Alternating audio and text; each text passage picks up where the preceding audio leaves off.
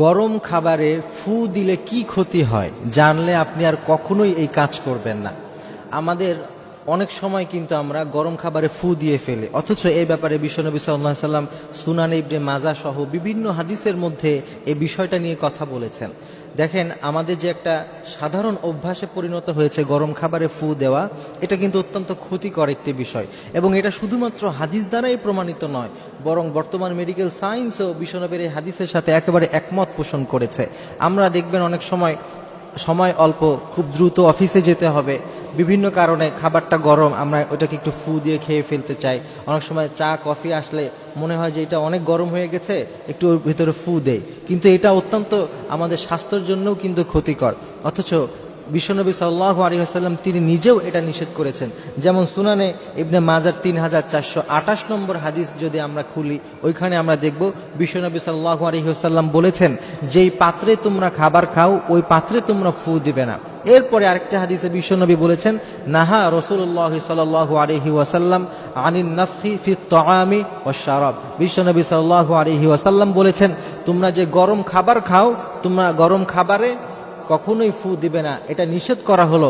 এবং গরম যে পানীয় তোমরা খাও সেই পানীয়গুলোতেও তোমরা ফু দিবে না। অর্থাৎ গরম খাবার, সেটা ভাত তরকারি হোক কিংবা আবার পানীয় যেগুলো আছে চা কফি সহ গরম যেই পানীয় আছে, এই পানীয়গুলোতেও বিশ্বনবী সাল্লাল্লাহু আলাইহি সাল্লাম আমাদেরকে ফু দিতে নিষেধ করেছেন।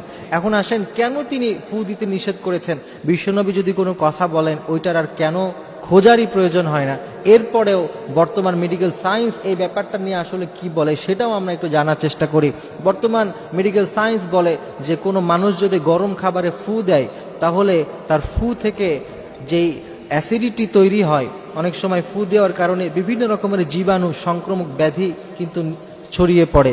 আর এই সংক্রমক থেকে বিজ্ঞানীরা বলেছে কার্বন ডাই অক্সাইড আর জলীয় বাষ্প, এই দুইটা যখন একত্রিত হয়, এইখান থেকে বিভিন্ন রকমের অ্যাসিডিটি তৈরি হয়, যেটা মানুষের দেহের জন্য মারাত্মক ক্ষতি করে। অনেক সময় এই জিনিসগুলো আমাদের কাছে স্বাভাবিক মনে হলেও সায়েন্স বলে যে এইগুলার কারণে আপনার কিডনিতে প্রবলেম হতে পারে, আপনার ডায়াবেটিস হতে পারে, বিভিন্নভাবে আপনার ভিতরে সংক্রমক ব্যাধি তৈরি হয়ে যেতে পারে।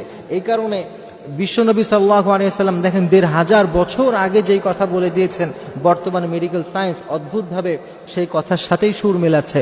এই কারণে আমরা আজ থেকে এই বাজে যে হ্যাবিটটা রয়েছে, যেটাকে আমরা খুব সাধারণ মনে করি, এই জিনিসটা থেকে আমরা বেঁচে থাকার চেষ্টা করব। দেখেন, বিশ্বনবী সাল্লাল্লাহু আলাইহি ওয়াসাল্লাম যে হাদিসগুলো বলে, প্রত্যেকটা হাদিস কিন্তু অথেন্টিক এবং বৈজ্ঞানিক হোক, সেটা এখনো প্রমাণিত হয় নাই, কিন্তু এমন না, বিজ্ঞান যত এগিয়ে যাবে বিশ্বনবীর হাদিসগুলো মানুষের সামনে তত বেশি অথেন্টিক, তত বেশি বৈজ্ঞানিক মনে হতে থাকবে। এই কারণে আমাদের যাদের এই ধরনের অভ্যাস আছে, আজ থেকে আমরা এই অভ্যাসগুলো বাদ দেই এবং বিশ্বনবীর এই হাদিসের উপরে আমল করে, যাতে করে আমরা আমাদের দেহটাকে আরো সুন্দর রাখতে পারি, আরো সতেজ রাখতে পারি। আল্লাহ তাআলা আমাদেরকে হাদিসের উপরে আমল করার তৌফিক